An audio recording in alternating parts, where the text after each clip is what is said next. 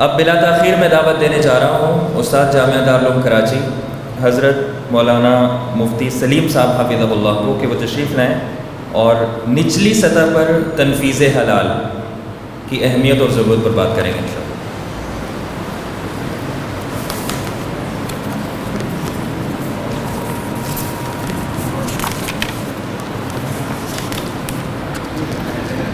نحمده ونصلي على رسوله الكريم اما بعد فاعوذ بالله من الشيطان الرجيم بسم الله الرحمن الرحيم يا ايها الرسل كلوا من الطيبات واعملوا صالحا صدق الله مولانا العظيم۔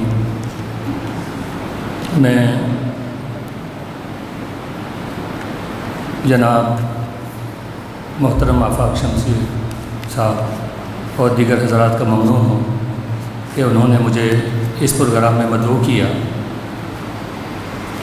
بات دراصل یہ ہے کہ حلال سے متعلق علماء کرام نے اور دیگر احباب نے جو کام کیا اب تک وہ کمرشل نوعیت کا کام ہے۔ کمرشل نوعیت کے کام میں ہر کسی کی رسائی نہیں ہوتی۔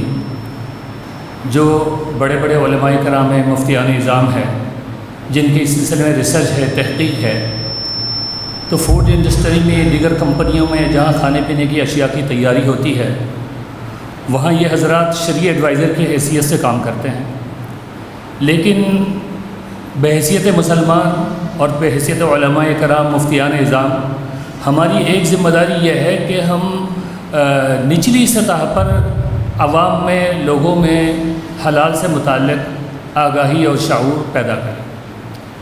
یہ ماشاءاللہ ان حضرات کی سوچ ہے کہ انہوں نے کافی دیر بعد اس طرف یہ آئے ہیں کہ بھئی اصل چیز تو یہ ہے کہ ہم نچلی سطح پر جو ہے حلال آگاہی سے متعلق سوچیں، اس لیے کہ دیکھیں سب سے پہلے ہم اگر اوپری سطح پر اصلاح کی کوشش کریں گے یہ بہت مشکل کام ہے۔ اصل یہ ہے کہ نچلی سطح پر اصلاح ہو۔ آپ نے دیکھا، آپ ماشاءاللہ طلبہ ہے، میرے تو اصل مخاطب طلبہ ہے، یہ مفتیان نظام مجھ سے سینئر حضرات بیٹھے ہوئے ہیں، ان سے میں کیا ان سے تک مخاطب بھی نہیں ہوں۔ آپ نے دیکھا کہ حکمت کے اندر ایک ہے حکمت عملی اور ایک ہے حکمت نظری۔ حکمت عملیہ میں آپ نے دیکھا کہ تہذیب اخلاق ہے، تدبیر منزل ہے، سیاست مدنی ہے۔ یہ کیا چیز ہے؟ تہذیب اخلاق فرد کی اصلاح ہے، اور اس کے بعد تدبیر منزل جو ہے وہ گھر کی اصلاح ہے، اور سیاست مدنیہ اس سے اور اوپر ہے۔ اگر ہم اوپر کے لیول پہ جائیں گے تو ظاہر کام نہیں ہوگا۔ سب سے پہلے یہ کہ فرد کی اصلاح ہو، نچلی سطح پر اصلاح ہو۔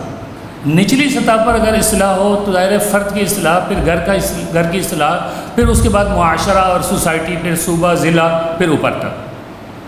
اس کے لیے جو سب سے زیادہ، جیسے انہوں نے بھی کہا کہ اصل منبر و محراب ہے، علماء ہے۔ علماء، مفتیان کرام جب لوگوں کو آگاہی دیں گے کہ بھئی یہ چیز حرام ہے، یہ چیز حلال ہے، اور یہاں ہم جائز کر رہے ہیں، یہاں ہم ناجائز کر رہے ہیں، تو پھر اس سے یہ ہوگا، پھر آہستہ آہستہ لوگوں میں شعور ہوگا، آگاہی آئے گی، اور لوگ جو ہے حلال کی طرف آئیں گے، حرام سے بچیں گے۔ اس سلسلے میں حلال آگاہی کے جو ذمہ داران ہیں، ان حضرات نے جو مختلف ٹپس دیے ہیں، اس میں سب سے پہلے مرغی قصہ، کہ دیکھیں ہم بازار جاتے ہیں، روزمرہ کی بنیاد پہ جاتے ہیں، ہفتہ کی بنیاد پہ جاتے ہیں، مرغی ضرور خریدتے ہیں۔ اب ہوتا کیا ہے کہ مرغی کا جو قصاب ہے اس کو یہی نہیں پتہ کہ مرغی ذبح کرتے وقت بسم اللہ پڑھنا ضروری ہے، اور پھر اس کو یہ نہیں پتہ کہ ذبح کرتے وقت کتنی رگوں کا کٹنا ضروری ہے۔ بلکہ بسا اوقات آپ نے مشاہدہ کیا ہوگا کہ وہ مرغی کو یوں پکڑتا ہے ایک ہاتھ سے اور چھری اس طرح کر کے پھینک دیتا ہے، اور اس میں قوی امکان یہ ہے کہ اس کی تمام رگیں نہیں کٹی ہوں گی یا اکثر رگیں نہیں کٹی ہوں گی۔ بہت زیادہ شبہ رہتا ہے، خود میرے ساتھ کئی دفعہ ایسا ہوا کہ مجھے شبہ رہتا ہے، حالانکہ آپ کے سامنے ذبح کر رہا ہے، اور بعض وقت وہ اس طرح پکڑ کے چھری پھیر رہا ہوتا ہے اور ادھر کسی کے ساتھ بات بھی کر رہا ہوتا ہے، بعض وقت مغلظات بھی بک رہا ہوتا ہے ادھر ذبح بھی کر رہا ہے ادھر گالیاں بھی دے رہا ہے کسی کو. تو یہ صورتحال ہے. تو اس میں ان حضرات کا مقصد یہ ہے کہ اگر ایک کمیٹی ہو، انہوں نے یہاں لکھا ہے کہ 26 افراد پر مشتمل ایک کمیٹی ہے. ان کا کام یہ ہوگا کہ علاقے کے علماء کرام کو جمع کر کے اس حوالے سے تربیت دے کہ ہمیں لوگوں کو کیا بتانا ہے. پھر علماء کرام جو ہے اپنی مسجد کے ارد گرد کریانے اسٹور بھی ہے، مرغی والا بھی ہے، بڑے جانور چھوٹے جانور گوشت بیچنے والا بھی ہے، مرچنٹ والے بھی ہیں. اسی طریقے سے جو ہے دیگر روزمرہ کے استعمال کی جتنی بھی دکانیں مسجد کے آس پاس ہیں، ان حضرات کے باقاعدہ فہرست بنائیں، تیار کریں. پھر ان کو باقاعدہ مسجد میں بلا کر یا کسی جگہ بلا کر انہیں بتایا جائے کہ بھئی دیکھو یہ چیز حرام ہے، یہ چیز حلال ہے اور ہم یہ کر رہے ہیں. اب اگر مرغی ذابحین کو بلا کر اگر ہم ان کو ٹرین کریں، ان کو بتائیں کہ بھئی یہ چیزیں ضروری ہے کہ اس کے بغیر جانور حلال نہیں، مرغی حلال نہیں، اور یہ آداب ہے، تو یہ شعور آگاہی علماء ہی دے سکتے ہیں. ممبر و محراب کی پاور ہے کہ اگر ایک عالم دین، ایک مفتی جو ہے اگر مسجد میں ایک بات کہتا ہے گویا کہ اس کے لیے وہ سند ہے. اسی طرح دوسرے نمبر پہ انہوں نے لکھا ہے کہ چھوٹے بڑے گوشت کے قصاب.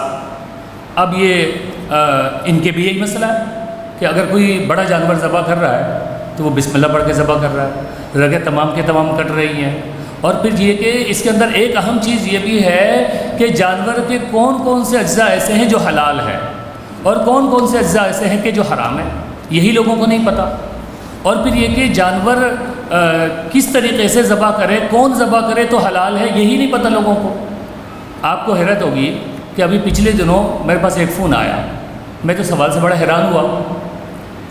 وہ کہنے لگے کہ میں یہ سمجھتا ہوں کہ اگر کوئی آدمی ذبح کر دے اور اس کا جو دم سائل ہے وہ نکل جائے تو وہ حلال ہے، گویا بسم اللہ پڑھنے کی ضرورت نہیں. اسی طریقے سے ذبح کرنے والا کون ہے اس کی کوئی ضرورت نہیں ہے. اور وہ اشکال کے طور پر نہیں پوچھ رہا تھا، معلومات کے لیے پوچھ رہا تھا. یعنی اس کو یہ نہیں پتہ کہ بسم اللہ پڑھنا ضروری ہے. وہ یہ سمجھتا ہے کہ صرف ذبح کر دیں، خون نکل جائے بس حلال ہے، کوئی بھی ذبح کرے. میں نے اسے کہا نہیں دوست ایسا نہیں، بسم اللہ پڑھنا ضروری ہے، مسلمان یا اہل کتاب کا ہونا ضروری ہے، پھر اس کی چاروں رگیں کٹیں، کم از کم 3 کٹے، پھر جا کے جانور حلال ہے. اس نے کہا یار یہ تو مجھے پتہ ہی نہیں ہے. یعنی مسلمان ہے اور وہ ماشاءاللہ پڑھا لکھا آدمی ہے. تو اب آپ سوچیں کہ پڑھے لکھے لوگوں میں یہ ان کی حالت اگر یہ ہو تو عام مسلمانوں کی کیا حالت ہوگی. ان کو یہ نہیں پتہ کہ بسم اللہ پڑھنا ضروری ہے، یا یہ نہیں پتہ کہ تمام رگیں جو ہے یا اکثر رگیں کٹنا ضروری ہے، اور اسی طریقے سے اس کو یہ نہیں پتہ کہ ذبح کرنے والا مسلمان ہونا ضروری ہے. یہ انتہائی حیرت کی بات ہے. اسی طرح انہوں نے کہا کہ کنفیکشنری اور اسنیک بنانے والے چھوٹے کارخانے، ایک تو بڑی بڑی کمپنیاں ہیں، بڑے بڑے کارخانے ہیں کہ جس میں ہائی لیول پر کام ہو رہا ہے، تو وہاں تو مطلب کہ ہر کسی کی رسائی نہیں ہے. لیکن ہمارے گرد و پیش میں قریب میں بعض چھوٹے موٹے کارخانے بھی ہوتے ہیں جہاں WOT کا پلانٹ ہے، کیکرز بنانے کا پلانٹ ہے، مٹھائی بنانے کا پلانٹ ہے. تو اس میں بنیادی طور پر جو ہے ایک تو پکانے کے لیے آئل چاہیے. آئل جو ہے نا وہ ہمارا کس سے حاصل ہو رہا ہے، یہ بہت بڑا اہم ہے. آپ حضرات نے سنا ہوگا پچھلے دنوں ایک کارخانہ جو ہے اس پر پولیس والوں نے چھاپہ مارا اور بندوں کو گرفتار کیا. پتہ چلا کہ وہاں پر مردار جتنے بھی علاقے میں مردار جانور ہوتے ہیں ان کو گھسیٹ کے لے آتے ہیں. اس میں کتا بھی، گدھا بھی، بھینس بھی، گائے بھی، سب، اور اس کو خاص پروسیس سے گزار کے اس میں سے آئل حاصل کر رہے ہیں. اب بتائیں کہ اسی آئل کے چپس، اسی آئل کے نمکو، اسی آئل کی مٹھائیاں وہ سب ہمارے پیٹ میں جا رہے ہیں اور اس کو یہ نہیں پتہ. اب اگر ایک عالم دین اگر یہ شعور بیدار کرے کہ بھائی دیکھو ہم مسلمان ہیں، انسان ہے، مضر صحت چیز یہ استعمال کرنا ٹھیک نہیں ہے، اور یہ حرام چیز جو تو مسلمانوں کو کھلا رہے ہو یہ صحیح نہیں ہے، تو اگر ہم شعور بیدار کریں گے بحیثیت مسلمان کے ممکن ہے کہ خوف خدا اس میں پیدا ہو اور یہ چیز چھوڑ دیں، اور یہ بہت ضروری اہم ہے. اور پھر یہ کہ آپ نے یہ کئی دفعہ سنا ہوگا کہ ایک قصائی جو ہے وہ مردار بھی کھلا رہا ہوتا اور اس میں لٹکا دیا، اس نے ٹانگ دیا. اور یہ تو آپ نے کئی دفعہ اخباروں میں بھی آیا کہ پتہ چلا ایک صاحب جو ہے نا وہ بکرے کے بجائے کتے کا گوشت بیچ رہا ہے. پولیس والے پکڑ کے لے گئے. ابھی پچھلے دنوں کی بات ہے، پولیس والے پکڑ کے لے گئے. تو پولیس والے نے کہا کہ تمہیں شرم نہیں آتی، تم لوگوں کو یا کتے کا گوشت کھلاتے ہو؟ تو اس کا بڑا شاندار قسم کا جواب تھا. اس کا جواب تھا کہ جناب سر میں انسانوں کو کتوں کا گوشت نہیں کھلاتا. ارے یہ کیا بات کر، سبھی انسانوں کو تم بیچتے ہو؟ کہتے ہیں میں انسانوں کو نہیں کھلاتا. کس کو کھلاتا ہوں؟ کہتے ہیں میں کتوں کو کتوں کا گوشت کھلاتا ہوں. اب گہرائی میں جائے، تفصیل میں نہیں جاتا. کہتے ہیں میں کتوں کو کتوں کا گوشت کھلاتا ہوں. اب یہ اس کو کون بتائے کہ کتوں کو کتوں کا گوشت کھلانا بھی صحیح نہیں ہے. تو یہ حالت ہے. تو اب اگر مسلمانوں میں شعور بیدار ہو کہ بھئی یہ دیکھو ناجائز ہے، غلط ہے، تو پھر آگے معاملہ جائے، اوپر بڑھے. لیکن ضروری ہے کہ نچلی سطح پر جو ہے وہ اہل ایمان کو، مسلمانوں کو حلال سے متعلق آگاہی شعور بیدار. اس کے بعد جیسے انہوں نے لکھا کہ بھئی دودھ ہے، دودھ دہی کے دکاندار ہر مسجد کے ارد گرد دودھ کی دکان بھی ہے، دہی کی دکان بھی ہے. اب دودھ میں دارالفتہ سے منسلک آپ حضرات، آپ کو پتہ ہے کہ یہ جتنے بھی دودھ بیچنے والے ہیں، گائے کے دودھ میں بھینس کے دودھ میں گائے کے دودھ، اسی طرح دیگر بکری وغیرہ کے دودھ اس کو شامل کر لیتے ہیں. اچھا جی، لکھا ہوتا ہے کہ بھئی ہمارے یہاں خالص بھینس کے دودھ موجود ہے. ابھی ایک ساتھی ہے، میں جہاں نماز پڑھاتا ہوں، میرے مسجد میں نماز پڑھنے آتا ہے، اس نے زبردست معلومات دی. اس نے بتایا کہ اگر اصلی اور جینین دودھ ہو تو اس میں 1 من کے اندر اتنا فیٹ ہوگا، چکنائی جو گھی جو. لیکن لوگ کیا کرتے ہیں کہ دودھ تو خالص اسے نکال لیا، اب مشین کے ذریعے سے فیٹ نکال لیتے ہیں. فیٹ نکال کر آپ کو وہ دودھ پلاتے ہیں جس میں فیٹ نہیں ہے، قدرتی اجزاء نہیں ہے. اب کیا کریں گے کہ اگر فیٹ نکال لیں تو دودھ تو بالکل آپ کو عام سادہ دودھ، لکوڈ دودھ آپ کو محسوس ہوگا، آپ سمجھ لیں کہ بھئی نقلی ہے. اب وہ اس میں کیمیکل ملاتا ہے فیٹ بنانے کے لیے، تاکہ آپ کو وہ دودھ بالکل جینین اور اصلی دودھ لگے. اب یہ جو پاؤڈر ہے یہ کس سے تیار ہوا؟ اس میں وہی ساری باتیں جو اس سے پہلے حضرات نے، کہ اس میں ناجائز اور حرام اور ناپاک اجزاء کا عنصر اس میں شامل ہے. اسی سے پھر دودھ میں اس کو ملاتے ہیں، اس میں فیٹ بناتے ہیں اور ہم اسی کو پی رہے ہوتے ہیں. اسی طریقے سے دہی جماتے ہیں. اب دہی جمانے میں ایک تو یہ کہ جیسے گھروں میں معمولی دودھ کو آپ نے گرم کیا اور دہی جما دیا، لیکن ایک کمرشل سطح پر جہاں پر شادی بیاہ کی تقریبات میں جہاں بڑی مقدار میں دہی کی ضرورت ہو تو وہاں پر فوری طور پر جمانے کے لیے مختلف قسم کے پاؤڈر اور مختلف قسم کے کیمیکل کا استعمال ہوتا ہے. اب یہ کس سے تیار ہو کر آ رہا ہے؟ تو اب یہ علماء کا کام ہے ان کو بتانا کہ بھئی دیکھو یہ چیز غلط ہے، یہ ناجائز ہے، اس طریقے سے کیا جائے. اسی طریقے سے انہوں نے مٹھائی کی دکان کے بارے میں لکھا کہ مٹھائی کی دکان ہے، اس میں بھی یہی بنیادی بات ہے کہ جب آپ مختلف قسم کے لڈو اور مٹھائی بناتے ہیں تو اس کو جمانے کے لیے وہی جیلیٹن کی ضرورت ہے، اس کو شامل کرتے ہیں یا اس طرح کی کوئی چیز شامل کرتے ہیں. وہ کہاں سے ماخوذ ہے، کہاں سے اس کو بنایا، اور پھر یہ کہ وہ حلال ہے حرام ہے یہ کچھ نہیں پتہ، اور سب کچھ ہم کھائے جا رہے ہیں. اور اسی طریقے سے چھوٹے بڑے ریسٹورنٹ اور ڈھابے، اب آپ نے دیکھا ہوگا کہ تفریح کے لیے کبھی جمعرات کو جا رہے ہیں، کبھی جمعے کو جا رہے ہیں، مختلف قسم کے ریسٹورنٹ میں جا رہے ہیں. اب ریسٹورنٹ میں جو ہے وہ مرغی کا گوشت بھی ہے، اسی کے اندر بکرے کا گوشت بھی ہے، چھوٹا بڑا ہر طرح کے گوشت دستیاب. اب یہ کہ اگر وہ آدمی دنیا دار ہوگا تو اس کا مقصد اگر صرف یہ ہے کہ پیسہ کمانا ہے تو وہ ہمیں حلال بھی کھلا رہا ہوگا، حرام بھی کھلا رہا ہوگا، وہ ہر طرح کا کھلا رہا ہوگا. لیکن اگر وہ دیندار ہو، اس کے اندر حلال و حرام سے متعلق آگاہی ہو، تو کم از کم مسلمان ہے کوشش یہ کرے گا کہ میں حرام نہ کھلاؤں لوگوں کو. اب حرام کھلا رہا، اور ریسٹورنٹ والے کو یہی نہیں پتہ کہ یار اس جانور کے جو اجزاء ہے اس میں سے حلال اجزاء کیا ہے، حرام اجزاء کیا ہے. آپ نے سنا ہوگا کہ آج کل جب لوگ مختلف قسم کے ریسٹورنٹ میں جاتے ہیں تو ایک خاص قسم کا ڈش ہے کٹاکٹ. سب کو معلوم ہے کٹاکٹ، ٹھیک ہے نا. اب یہ آپ نے آرڈر دیا کٹاکٹ میں بنیادی طور پر گردہ ہے، دل ہے، جگر ہے، اس طرح کے جو اجزاء ہے اس کو شامل کیا جاتا ہے. تو اسی میں ایک دیگر جز بھی ہے کہ جو بہت زیادہ معروف ہے، جس کو آج کل کی زبان میں اس کو کیا کہتے ہیں، کپورا، سمجھے نا. نہیں، کٹاکٹ دیکھیں ہم یہ سمجھتے ہیں کہ کٹاکٹ مکمل کپورے پر مشتمل یہ نہیں ہے. کٹاکٹ یہ ایک ڈش ہے، اس میں تمام اجزاء ہے، لیکن اس کا ایک جز یہ بھی ہے، اہم جز۔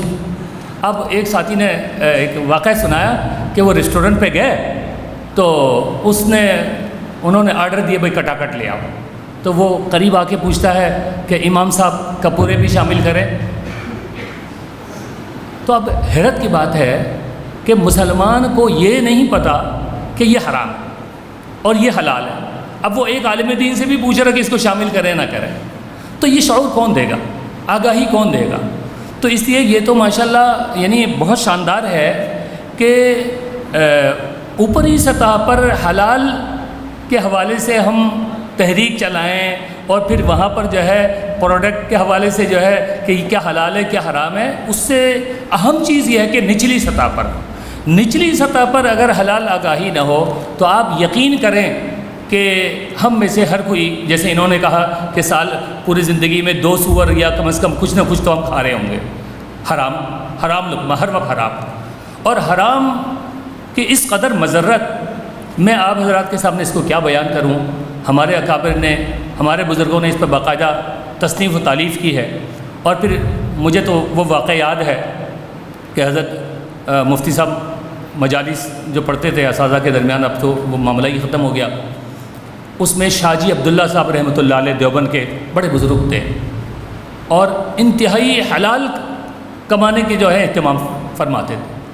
تو ان کا معمول یہ تھا کہ وہ روزانہ 4 آنے کی مزدوری کرتے تھے، 1 آنا اپنے استعمال کے لیے، 1 آنا غریبوں کے لیے، اور 1 آنا اپنی بیٹی کے لیے، اور 1 آنا جو ہے وہ دارالعلوم دیوبند کے اکابر اساتذہ کی دعوت کے لیے۔ اور اس زمانے میں دارالعلوم دیوبند کے جو اکابر اساتذہ ہوتے تھے وہ اساتین، حضرت رشید احمد گنگوئی رحمۃ اللہ علیہ، حضرت رفیع الدین صاحب رحمۃ اللہ علیہ، حضرت قاسم نانوتوی رحمۃ اللہ علیہ، حضرت یعقوب نانوتوی رحمۃ اللہ علیہ، بڑے بڑے حضرات ہوتے تھے۔ اور پھر جب وہ دعوت کبھی خود کرتے تھے، کبھی خود نہ ہو تو پیسہ ان کو دے دیتے، بھائی اس سے آپ دعوت کھا لیں۔ اور پھر حضرت نے، مفتی صاحب نے بھی رسالے میں لکھا ہے کہ باقاعدہ وہ حضرات غسل کر کے اہتمام سے شاہ جی عبداللہ کی دعوت کھاتے، اور فرماتے تھے کہ جب ہم ان کی دعوت کھاتے تو 1 مہینے تک ہم اس کا نور محسوس کرتے تھے، اور اس کا اثر یہ ہوتا تھا کہ ہمیں عبادت کرنے کا ذوق پیدا ہوتا، نماز پڑھنے کو دل کرتا، تہجد و اشراق اوابین پڑھنے کو دل کرتا۔ آج ہماری حالت یہ ہے کہ واللہ ہم مجموعی طور پر اگر دیکھیں تو بہت ساری بڑی تعداد ہے جو نماز ہی نہیں، فرض نماز نہیں، جو خواص ہے علماء ہے فرض نماز تو وہ پڑھ رہے ہیں، لیکن اگر ہم اپنے گریبان میں جا کے ہم میں ذوق عبادت نہیں ہے۔ سچی بات یہ ہے، نہ ہم اشراق پڑھتے ہیں، نہ ہم اوابین پڑھتے ہیں، نہ ہم تہجد پڑھتے ہیں، بلکہ اکابر اگر تہجد پڑھنے کے لیے کوئی نظم بنائیں، سوال لکھ کے دارالرشتہ پہنچ جاتے ہیں کہ زبردستی ہم ہمارے لیے تہجد کو لازم کیا، یہ پڑھنا اس طرح کرنا جائز بھی ہے نہ جائز، یہ سوال لکھ کے دارالرشتہ پہنچ جاتے ہیں۔ ذوق عبادت نہیں ہے۔ تو ذوق عبادت نہ ہونے کی بنیادی وجہ یہی ہے کہ پیٹ میں حلال نہیں جا رہا، حلال اگر جائے گا تو ذوق عبادت پیدا ہو۔ اسی لیے اللہ سبحانہ تعالیٰ نے کیسا شاندار جملہ ارشاد فرمایا کہ کلوا من الطیبات واعملوا صالحا، انبیاء کرام سے خطاب، حضرات انبیاء کرام جو سب سے مقدس ہستی ہے، اور اللہ سبحانہ تعالیٰ کے بعد مخلوق میں سب سے زیادہ بلند و برتر اور اعلیٰ ہستی ہے، انہی کو اللہ فرما رہے ہیں کہ حلال کھاؤ، کلوا من الطیبات واعملوا صالحا، اور نیک اعمال کرو۔ حضرت مفتی شفیع صاحب رحمۃ اللہ علیہ نے اسی آیت کی تفسیر میں فرمایا کہ اکل حلال اور عبادت کے اندر انتہائی گہرا تعلق ہے۔ اگر آدمی حلال کھائے گا تو اس میں سے عبادت کا ذوق پیدا ہو، اگر حلال نہیں کھائے گا، حرام کھائے گا تو عبادت کا ذوق نہیں پیدا ہو۔ تو یہ عبادت کے ذوق پیدا ہونے کے لیے ضروری ہے کہ آدمی حلال کھائے، حلال نہیں کھاتا تو ایسی صورت میں جو ہے اب یہ جو ہمارے دلوں کے اندر مختلف قسم کے غلط خیالات، غلط تفکرات، عبادت نہ کرنے کے تفکرات، عبادت کے معاملے میں سستی، اور نماز کے لیے ہم جاتے ہیں تو سست جا رہے ہیں، عبادت میں کوئی دلچسپی نہیں ہے، کاہلی ہے، اس کی ایک بنیادی وجہ یہ بھی ہے کہ پیٹ میں حلال نہیں جا رہا۔ اور نبی کریم صلی اللہ علیہ وسلم نے فرمایا ایک حدیث میں، آپ حضرات کو معلوم ہے، مسلم شریف کے غالباً روایت ہے کہ ایک آدمی مسافر ہے، تھکا ہارا ہے، غبار آلود ہے، انتہائی اس کی حالت جو ہے وہ دیدنی ہے، مسافر کی دعا ویسے ہی قبول ہوتی ہے۔ اللہ کے رسول صلی اللہ علیہ وسلم فرما رہے کہ یہ جب مسافر ہے اور اس کی یہ حالت ہے تو اس کی دعا تو لازم قبول ہونی چاہیے، مگر وہ یا رب کہہ کے اللہ کو پکارتا ہے، لیکن اللہ فرماتا ہے میں اس کی دعا کو کیسے قبول کروں؟ اس کا پینا حرام، اس کا پہننا حرام، اس کا کھانا حرام، ہر چیز حرام۔ تو اس لیے دعا کی قبولیت کے لیے تو اہم ضروری بات یہ ہے کہ آدمی کا کھانا پینا حلال ہو۔ اگر کھانا پینا حلال نہ ہو تو کیسے دعا قبول ہوگی؟ عجیب بات یاد آئی، ایک صاحب جو ہے ہمارے ایک دوست اہم جماعت ہے، ان کا مدرسہ ہے بغلان میں، افغانستان میں بغلان میں۔ تو اس کا ایک دوست تھا، وہ بگرام جیل میں قید تھا، تو کہنے لگے کہ میں وہاں پر قیدیوں سے پوچھتے ہیں بھئی آپ کو کیا دلچسپی ہے؟ تو مجھے حضرت شیخ صاحب کے رسائل اور کتابیں پڑھنے کا بڑا شوق ہوا۔ اسی میں نے حضرت کا جو رسالہ ہے احکام الذبائح اسے منگوایا، اسے پڑھا، میں مختلف کتابیں پڑھتا رہتا تھا، تو مجھے حضرت سے ملاقات کرنے کا بہت شوق پیدا ہوا۔ اس نے مجھے فون کیا، کہا کہ یہ ساتھی آ رہا ہے، حضرت سے اس کی ملاقات کروا، اس کو حضرت سے ملاقات کرنے کا بہت شوق ہے۔ اس سے بات چیت ہوئی، گپ شپ، اس نے ایک زبردست بات بتائی۔ اس نے کہا کہ رات کو ہمارا ایک بوڑھا قیدی اٹھ کر تہجد پڑھ کے اللہ سے دعا کر رہا تھا۔ جب دعا کر رہا تھا، دعا کرتے ہوئے ایک سپاہی آیا، اس نے کہا بھائی بڈھے تیری دعا قبول نہیں ہوگی، انتہائی ترش لہجے میں، انتہائی بدتمیزانہ انداز میں، تیری دعا قبول نہیں ہوگی۔ کیوں؟ اس لیے کہ تمہارے قرآن میں ہے، تمہاری کتاب میں ہے، تمہارے رسول نے کہا ہے کہ حرام جو کھاتا ہے نا اس کی دعا قبول نہیں ہوتی، ہم تمہیں حرام کھلاتے ہیں۔ یعنی حیرت کی بات ہے، مطلب یہ کہ ایک انگریز سپاہی ہے، اس کو تک یہ بات معلوم ہے کہ حرام اگر مسلمان کھائے گا اس کی دعا قبول نہیں ہوگی۔ اب وہ الگ بات ہے کہ بھئی وہ اپنے اختیار سے نہیں کھا رہا ہے، اس کو زبردستی کھلایا جا رہا ہے، یا اس کو اس کا علم نہیں ہے، وہ الگ بات ہے، لیکن اتنا اس کو پتہ ہے کہ حرام کھانے سے دعا قبول نہیں ہوتی۔ اب آپ بتائیے کہ اگر دانستہ کوئی کھا رہا ہے وہ تو الگ مسئلہ، اگر نادانستہ بھی کھاتا ہے تو نحوست سے ضرور ہو۔ اسی لیے تو نبی کریم صلی اللہ علیہ وسلم فرمایا کہ ایک وقت ایسا آئے گا کہ آدمی صریح حرام سے تو بچ جائے گا، لیکن یہ کہ اس کے دعاؤں سے نہیں بچ سکے۔ اور آج ہماری حالت یہی ہے کہ ہم صریح حرام سے تو الحمدللہ بچ جاتے ہیں، لیکن یہ کہ اس طرح کی چیزوں سے بچ نہیں پا رہے۔ تو اس لیے یہ بہت یعنی اہم پوائنٹ ہے، بہت اہم کام ہے جو ان حضرات نے متعارف کرا ہے کہ دیکھیں ایک کمرشل نوعیت کی حلال آگاہی ہے، لیکن ایک نچلی سطح پر کہ جو کام ہے در حقیقت علماء کا، البتہ یہ کہ یہ علماء کرام کو ٹرین کریں گے، انہوں نے ذمہ داران کی ایک باقاعدہ جماعت ترتیب دی ہے کہ ان کا کام یہ ہوگا کہ محلے کے علماء کرام کو، آس پاس کے علماء کرام کو جمع کریں، جمع کر کے ان کو بتائیں کہ بھئی دیکھو ہمارے معاشرے کے اندر جو روزمرہ کے استعمال کی چیزیں ہیں، اس میں یہ چیز ہم استعمال کرتے ہیں، اس میں یہ حرام اجزاء شامل ہوتے ہیں، اس میں یہ چیزیں وہ معلومات دیں گے۔ اس کے بعد علماء کرام اپنی اپنی مسجدوں میں اپنے آس پاس کے جو لوگ ہیں جن کا میں نے تذکرہ کیا ہے ان کو جمع کر کے ان کو حلال آگاہی ان کو دیں گے۔ تو اس لیے ان حضرات کی یہ جو محنت ہے، کاوش ہے، انتہائی قابل ستائش ہے، قابل تعریف ہے۔ اللہ تعالیٰ ان حضرات کو مزید محنت کرنے کی توفیق عطا فرمائے، اور اللہ تعالیٰ جو ہے ان حضرات کی محنت کو قبول فرمائے، اور اللہ تعالیٰ ہمیں بھی اور تمام علماء کرام کو اس حوالے سے محنت کرنے کی توفیق عطا فرمائے اور کوشش کرنے کی توفیق عطا فرمائے۔